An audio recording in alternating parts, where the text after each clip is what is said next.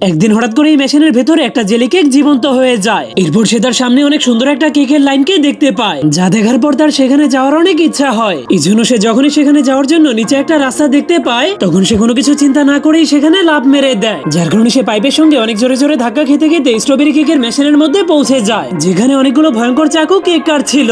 যা দেখে সেই জেলি কেকটা ভয় পেয়ে নিচে পড়ে গেলে হঠাৎ করে একটা চাকু তাকে মাঝখান থেকে কেটে ফেলে। কিন্তু সে জেলি দিয়ে তৈরি হওয়ার কারণে তার শরীরটা আবারও জোড়া লেগে যায়। এই জন্য সে জলদি করে সেখান থেকে পালানোর জন্য অন্য একটা মেশিনের উপরে লাফ মেরে দেয়। কিন্তু তখনই সেই মেশিনটা তাকে চাপ মেরে একদমই চ্যাপ্টা বানিয়ে ফেলে। তখনই একটা রোবটিক হাত তাকে ধাক্কা মেরে একটা অন্ধকার পাইপের মধ্যে ঢুকিয়ে দেয়। এই জন্য সে একটা বন্ধ হয়ে থাকা মেশিনের উপরে পড়ে যায়। কিন্তু এরপর সে যখনই নিচ থেকে তার ক্রিমের টুপিটাকে উঠাতে যায়, তখনই তার পিছন থেকে একটা রোবটিক হাত তাকে ধরার জন্য চলে আসে। এই জন্য সে অনেক ভয় পেয়ে সেই হাতটাকে ঘুষি মারার চেষ্টা করতে শুরু করে দেয়, কিন্তু তবুও সেই হাতটা তাকে ধরে ফেলে। এই জন্য সে বুদ্ধি খাটিয়ে হাতের আঙুলে অনেক জোরে একটা কামড় মারলে হাতটা তাকে নিচে ফেলে দেয়, যার কারণে সে একটা রুটির মেশিনের মধ্যে